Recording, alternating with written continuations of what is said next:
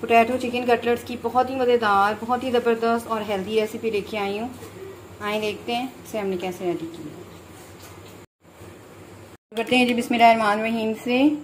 सबसे पहले मैंने ले लिए 4 से 5 आलू मीडियम साइज़ के, ऑलरेडी बॉईल कर चुकी हूँ। इनको पहले मैश कर लें। बहुत ही मज़ेदार चिकन पोटैटो कटलेट्स की रेसिपी देने जा रही हूँ, बहुत ही ईजी और बहुत ही मज़ेदार किस्म के इंग्रेडिएंट्स के साथ, और बहुत ही झटपट बन जाने वाली ये रेसिपी है। ऑलरेडी इससे पहले भी बहुत सारी रेसिपीज़ मौजूद है मेरे चैनल पे, जिसमें आपको आलू की मुख्तलिफ़ तरह की जो है कटलेट्स मिलेंगे। इंशाल्लाह उन रेसिपीज़ का भी लिंक मैं दे दूँगी अपने वीडियो के साथ। यहाँ पे जी सबसे पहले ले लें 2 मैंने मीडियम साइज़ के प्याज लिए थे, ये जाएंगे इसमें। इसके अलावा इसमें जाएगा तकरीबन हाफ ब्रेस्ट का पीस लिया है मैंने श्रेडेड चिकन का, बॉईल कर चुकी हूँ। थोड़ा सा नमक डालकर ये डाल दें। और इसके अलावा इसमें जाएगा धनिया, पुदीना, हस्बे ज़रूरत या हस्बे पसंद, जिस तरह से भी आप चाहते हैं, ये तमाम चीज़ें डाल दें। बाइंडिंग एजेंट के तौर पे मैं शामिल कर रही हूँ जिसमें तकरीबन 3 टीस्पून या 2 टेबलस्पून राइस फ्लोर यानी कि चावलों का आटा। इससे बहुत ही अच्छी से बाइंडिंग हो जाती है। इसके अलावा इसमें 2 टीस्पून डाल रही हूँ कुटा हुआ धनिया। इसके अलावा रेड चिली फ्लेक्स जाएंगी इसमें तकरीबन हाफ टी स्पून। स्पाइसेस आप अपने मर्जी से कम ज़्यादा कर सकते हैं। मैं डाल रही हूँ तकरीबन 1 टीस्पून, 1.5 टीस्पून। शुरू में कम डाल रही हूँ, अगर मुझे कम लगा तो फिर मैं और ऐड कर लूँगी। Half teaspoon red chilli powder, क्योंकि मैं ऑलरेडी रेड चिली फ्लेक्स भी डाल चुकी हूँ तो इसलिए रेड चिली पाउडर जो है मैं कम डालूँगी। इसके अलावा चाट मसाला जाएगा इसमें। स्पाइसेस अब यानी कि अपनी मर्जी से आप जिस तरह मर्जी ऐड कर सकते हैं। मिक्स कर लेते हैं। इसकी बाइंडिंग बहुत ही अच्छे से हो जाएगी चावलों के आटे के साथ। इसके अलावा मैंने आपको टिप बताई थी कि जब भी आप आलू बॉईल करें उसको 15-20 मिनट के लिए जो है फ्रिज में रख दें। इससे बहुत ही अच्छे से आलू सेट हो जाते हैं। बहुत ही स्मूथ सी जो आपके कटलेट्स हैं वो रेडी होते हैं।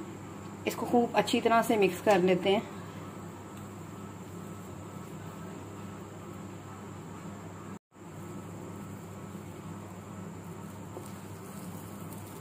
जो आलू आपको लग रहा है कि साबुत रह गए हैं थोड़े से, उसको आप हाथों की मदद से मसल लें या दोबारा से आप मैशर यूज़ कर सकते हैं।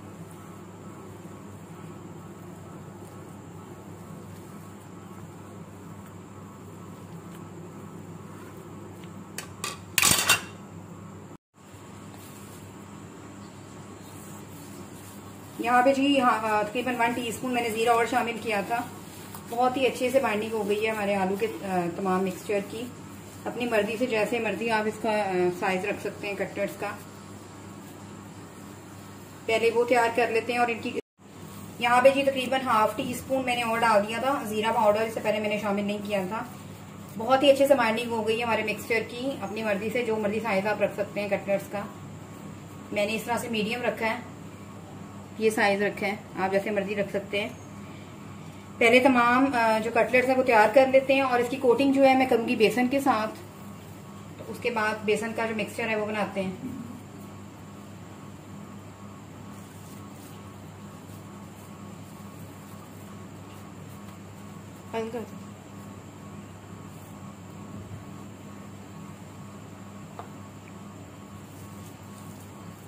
जी कटलेट्स मैंने तमाम रेडी कर ली हैं।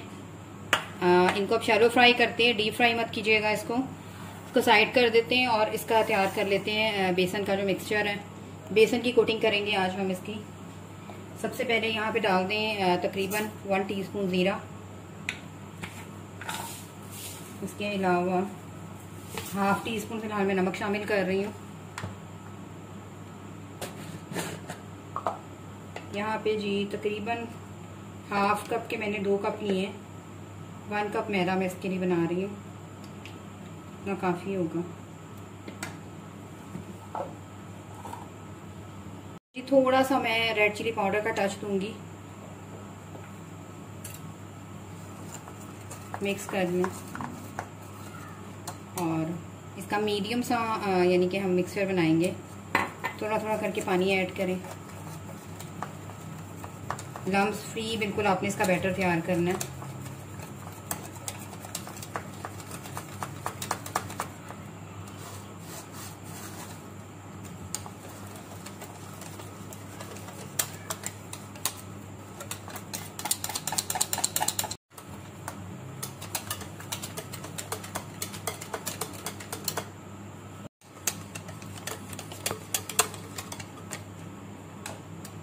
इस तरह से मीडियम रनी सा होना चाहिए आपका मिक्सचर, बिल्कुल वैसे ही जैसे हम पकौड़ों वगैरह की कोटिंग के लिए तैयार करते हैं।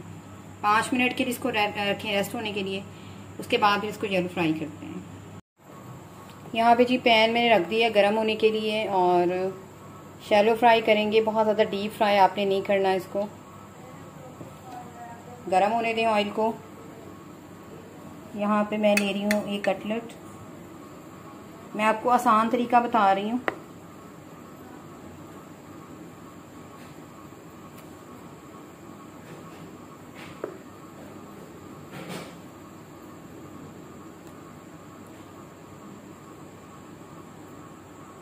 ऑयल गर्म हो गया है।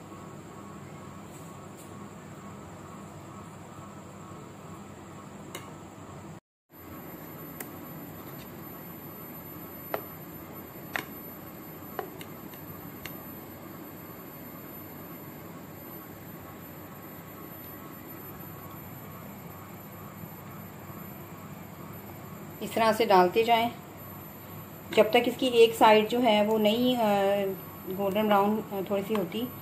आपने साइड बिल्कुल भी चेंज नहीं करनी कटलेट्स की, वरना आपके जो कटलेट्स हैं वो टूट सकते हैं।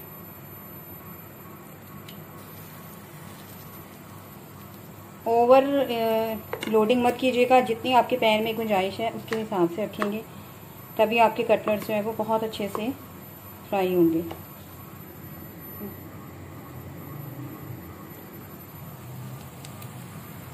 इस तरह से इनको होने देते हैं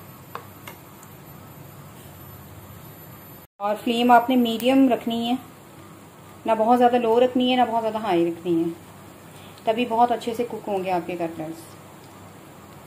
क्योंकि हम बेसन की कोटिंग कर रहे हैं तो इसमें थोड़ा सा टाइम लगता है कुक होने में। ये छोटे छोटे स्टेप्स होते हैं जिससे आपकी रेसिपी जो है वो बहुत ही परफेक्ट बनती है, और अगर आप इनको फॉलो नहीं करते तो आपकी रेसिपी जो है वो इतनी अच्छी नहीं बनती है। इसलिए मैं थोड़ा सा तफसील से बताती हूँ। जी हमारी कटलेट्स को पकते हुए 2-3 मिनट हो गए हैं। आपने बिल्कुल भी जल्दबाजी नहीं करनी है, वरना इसकी बिल्कुल शेप जो है वो ख़राब हो सकती है। अब ये थोड़े थोड़े से कुक होना शुरू हो रहे हैं, तब इसकी साइड चेंज कर सकते हैं हम। यहाँ पे जो आपने कम से कम 2 मिनट जो है इसको पकने देना है एक साइड से, उसके बाद इसकी साइड चेंज करेंगे। थोड़ा थोड़ा सा ये कुक होना शुरू होंगी, उसके बाद चेंज करेंगे। अगर हमने इसको जल्दी से चेंज कर दिया तो इसकी जो शेप है वो ख़राब हो सकती है, और क्योंकि बेसन की कोटिंग की है तो उसमें थोड़ा टाइम लगता है कुक होने में। बिल्कुल मीडियम लो रखनी है आपने इसकी, मीडियम रखनी है आपने इसकी जो फ्लेम है।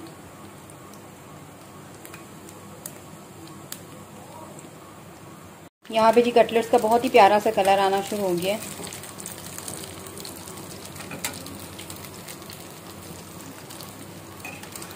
तो बस मैं इसे डिश आउट करती हूँ और आपको दिखाती हूँ। उम्मीद करती हूँ मेरी आज की ये बहुत ही मज़ेदार सी पोटैटो चिकन कटलेट्स की रेसिपी आपको पसंद आएगी। अगर आपको मेरी रेसिपीज़ पसंद आ रही हैं तो मेरे चैनल आशा रेसिपीज़ को सब्सक्राइब कीजिए, लाइक कीजिए, शेयर कीजिए। मैं इसे डिश आउट करती हूँ और आपको दिखाती हूँ। नेक्स्ट रेसिपी तक के लिए अल्लाह हाफ़िज़।